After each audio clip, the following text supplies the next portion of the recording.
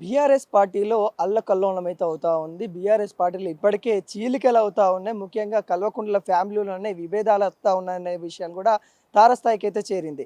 కల్వకుంట్ల కవిత జాగృతి పార్టీని తీసుకొనొచ్చేసి అదొక రాజకీయ పార్టీ కోణంలో ముందుకెళ్తున్న పరిణామం అయితే కనబడతా ఉంది. దాంట్లో ఉన్న భాగంగా తను బీఆర్ఎస్ పార్టీ కూడా కొంత అపోజిట్‌గా పనిచేస్తున్న పరిణామాలైతే కనబడుతున్నాయి. దీనిపైన ఇప్పటికే పలుసార్లు అటు కేటీఆర్ కావచ్చు, ఇటు హరీష్ రావు కావచ్చు ఇద్దరు కూడా కల్వకుంట్ల చంద్రశేఖరరావు అలియాస్ కేసీఆర్‌ని కలవడం అయితే జరిగింది.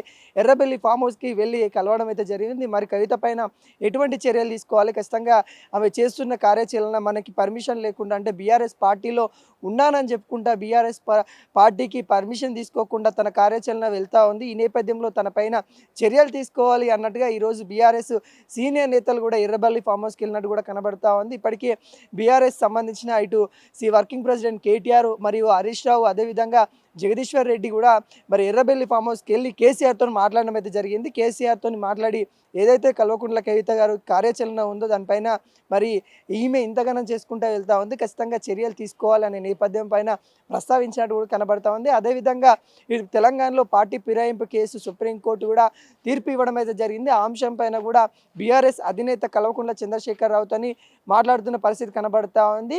తెలంగాణలో ఉన్న ఇప్పుడు రాజకీయం అంతా ఒకవైపు అయితే కల్వకుంట్ల ఫ్యామిలీలో మరొక కోణం బీభత్సం అయితే జరుగుతూ ఉన్న పరిస్థితి కనబడతా ఉంది. ఇప్పటికే కల్వకుంట్ల కవిత పైన నోటీసులు ఇవ్వడానికి సిద్ధమైనట్టు కూడా బీఆర్ఎస్ కనబడతా ఉంది. షోకాస్ నోటీసులు అయితే కల్వకుంట్ల కవితకి వెళ్ళబోతూ ఉన్నాయి. మరి పార్టీలో ఉంటారా లేకుంటే పార్టీని వీడుతారా తనకే వదిలేసే అవకాశం కనబడుతుంది. ఎందుకంటే బీఆర్ఎస్ పార్టీ సస్పెండ్ చేస్తే బీఆర్ఎస్ పైన కొంత అపనిందలు వేసే పరిస్థితి కనబడుతుంది. ఎందుకంటే సొంత కుటుంబ సభ్యులే నన్ను వెలివేశారు అనే సానుభూతి వచ్చే పరిస్థితి కనబడుతుంది కాబట్టి లేకుంటే కల్వకుంట్ల కవితకే ఆ అవకాశం ఇచ్చే పరిస్థితి కనబడతా ఉంది.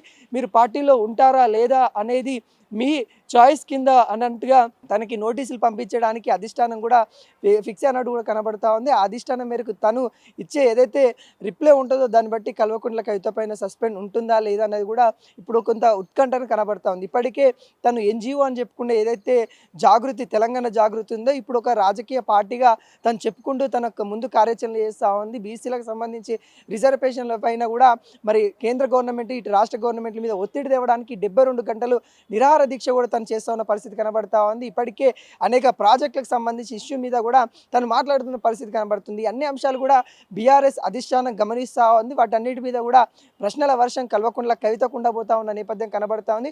ఒకవేళ వాటికి సమాధానం చెప్పకుండా లేకుంటే వాటికి ఎటువంటి రిప్లై ఇవ్వకుండా ఉండేది ఉంటే కల్వకుంట్ల కవిత పైన ఖచ్చితంగా వెయిట్ పడే అవకాశం అయితే కనబడతా ఉంది. ఇప్పటికే ఎర్రబెల్లి ఫామ్ హౌస్కి అయితే సీనియర్ నేతలు అయితే చేరుకున్నారు. సొంత పార్టీ వాళ్ళు ఈ విధంగా చేస్తూ ఉంటే మనం పార్టీని ఏ విధంగా ముందు తీసుకెళ్తాము కార్యాచరణ ఏంటి అన్నది కూడా బీఆర్ఎస్ అధినేత కేసీఆర్తో చర్చించడం కూడా కనబడుతుంది. మరి చూడాలి మరి ఈ నేపథ్యం ఎంత దాకా కూడా పోతుంది. కల్వకుంట్ల కవిత గారు సస్పెండ్ అవుతారా లేదా అనేది కూడా కొంత ప్రశ్నార్థకంగా మారింది. మొత్తం తెలంగాణ రాజకీయాలంతా బీసీల వైపు నడుస్తూ ఉంటే కానీ బీఆర్ఎస్లో కుటుంబ వైపు రచ్చ నడుస్తూ ఉన్న నేపథ్యం అయితే కనబడుతుంది. మరి చూడబోవాలి కేసీఆర్ ఎటువంటి నిర్ణయం తీసుకోబోతా ఉన్నారు కవిత గురించి అన్నది కూడా ఉత్కంఠ పరిస్థితి అయితే కనబడతా ఉంది.